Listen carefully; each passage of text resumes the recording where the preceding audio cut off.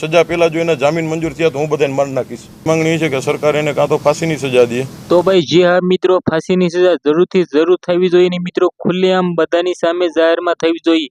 જે રીતે મિત્રો વાત કરી તો તમને બધા લોકોને ખબર છે કે આવા તંત્રના બેદરકારીના લીધે મિત્રો જે મિત્રો એમ કીધું નિર્દોષ 30 લોકો છે તેના ભોગ ગયા છે।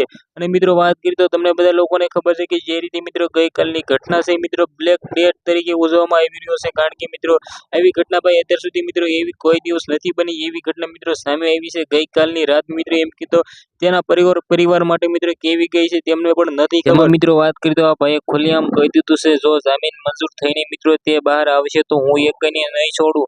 જે રીતે મિત્રો વાત કરી તો ગેમ ઝોનના માલિકો હાલના ટાઈમમાં ગિરફ્તાર થઈ ગયા છે તેની સાથે શું કરવામાં આવશે એ તો આગળના ટાઈમમાં જોવાનું રહેશે। સૌથી પહેલા મિત્રો કમેન્ટમાં ઓમ શાંતિ લખવાનું બિલકુલ ભૂલતા નહીં। કારણ કે મિત્રો વાત કરી તો ગુજરાતમાં એક વાર નહીં બે વાર નહીં પરંતુ મિત્રો ત્રણ વાર આવી ઘટના બની છે જે નિર્દોષ બાળકોના જીવ ગયા છે મિત્રો। તો મિત્રો તમારા આના વિશે શું કેવું છે કમેન્ટ કરો તો ભાઈ બિલકુલ ભૂલતા નહીં। શું અને સાસુ મિત્રો ફાંસીની સજા થવી જોઈએ કારણ કે મિત્રો એક નહીં પરંતુ મિત્રો આ તો 30 બાળકો છે જે નિર્દોષ છે અને તેના જીવ ગયા છે। આવનારા ટાઈમમાં એ જોવાનું રહેશે અને કઈ કઈ સજાઓ થાય છે અને મિત્રો ભારે સજા થવી જોઈએ। તમે બધા શું કહો છો કમેન્ટ કરો તો બિલકુલ ભૂલતા નહીં। કારણ કે મિત્રો જે રીતે ભાઈ તેના મા બાપો મિત્રો હાલના ટાઈમમાં એટલા બધા રડી ગયા છે કે તેના વિશે વાત જ ના કરો।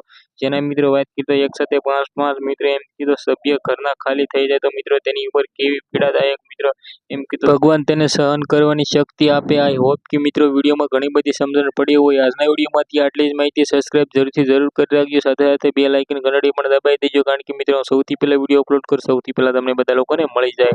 તો આજના વિડીયોમાંથી આટલી જ માહિતી।